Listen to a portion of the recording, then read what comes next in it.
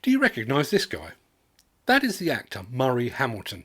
He's probably best known for his portrayal of Amity Mayor Larry Vaughn in the movie Jaws. Mr. Vaughn, I pulled a tooth the size of a shot glass out of the wrecked hull of a boat out there, and it was the tooth of a great white. It was Ben Gardner's boat. It was all chewed up. I helped tow it in. You should have seen him. Where is that tooth? Did you see it, Brody? Ever since that film came out way back in 1975, the character of Mayor Vaughn has become shorthand for a refusal to believe expert opinion and a failure to respond to clear and categorical evidence.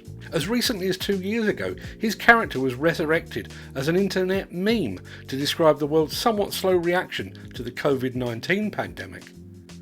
And perhaps his character could be used again to highlight the demolition and construction industry's failure to recognise that the days of diesel fuel are now numbered. A few days ago, we hosted a poll over on our Instagram channel. We wanted to gauge what the industry believed would be the industry's fuel of the future. To keep things nice and simple, we gave them 4 options: diesel, HVO, electric and hydrogen. Amidst all the talk of hydrogen fuel machines from the likes of Hyundai, JCB and Liebherr in the past month or two, it came as no great surprise to see hydrogen top the poll with 41% of the vote. Given its high cost and its lack of availability, it was probably unsurprising that HVO came dead last. What was surprising and worrying in roughly equal measure was that diesel came second in the poll. 2 in 5 respondents believed that the demolition and construction industry's future fuel would be the same as its past and present fuel. Now, our poll was by no means scientific. Some of those that responded might have decided that when we said future fuel, we meant maybe the next 5 years. If that was the case, then diesel probably should have polled quite high.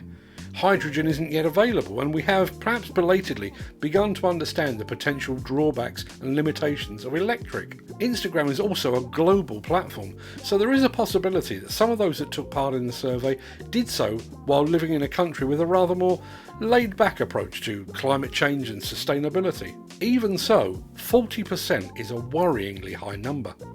A high number that indicates that the industry is possibly failing to recognise the impending threat to its long-standing fuel status quo.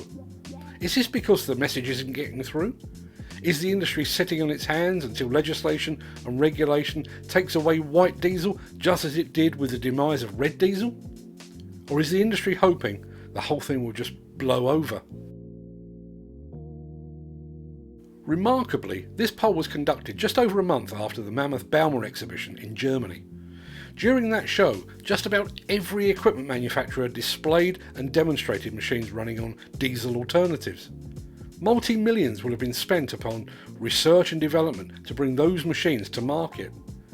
And yet, it appears that a remarkably large proportion of the industry took one look at the electric and hydrogen machines coming down the pipeline and just said, "No thanks, if you don't mind, I'll stick with my trusty diesel." That intransigence, that refusal to accept the opinion of the experts, that belief that diesel will last forever will be to their cost. And those that fail to react and respond do so at their own peril. The demise of diesel will bite them whether they like it or not. Or, as Matt Hooper put it in Jaws, I'm not going to waste my time arguing with a man who's lining up to be a hot lunch.